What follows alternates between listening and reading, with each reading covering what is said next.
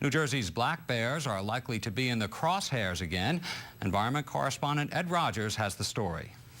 The State Fish and Game Council voted unanimously to adopt a new black bear management plan that includes a hunt after hearing the results of 2 studies. The first, a population estimate on the number of animals in the area north of Route 80 and west of I-287 had risen to 3,438 in 2009. A 2003 estimate put the population between 1,600 to 3,200. 4 years ago, the Corzine administration abandoned the hunt and adopted mostly non-lethal methods to control problem bears. Wildlife teams use black-mouthed cur dogs like these, rubber buckshot, and fireworks as part of aversive conditioning. The biologists say the bears that received the conditioning didn't return to the same site for 45 days. Bears that weren't harassed returned in about 18 days.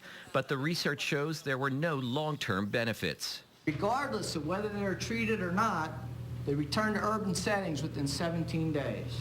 So you can keep them away from a site for a limited time, but you can't stop the behavior, and they do return to urban settings. The number of reports of serious incidents involving black bears has risen from 130 in 2006 to 276 in 2008 and 255 last year. Animal rights groups blasted the move and say the state has not done enough to deal with people who store food and garbage improperly or don't use bear-proof trash cans. Why is this a democracy and we get no voice at this council? You are all wildlife murderers. Throughout 2007 and 2008, only 4 violations were written on the feeding ban law, costing taxpayers $111,000 per enforcement.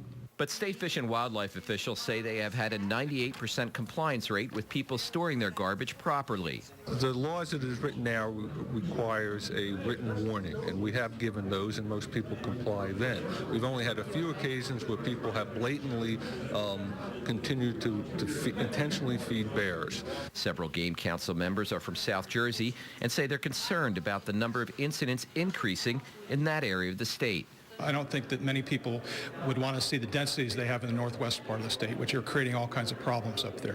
And they also don't want bears to be relocated from the north to the south. One interesting finding of the population study is that New Jersey's bear population is developing its own genetic character.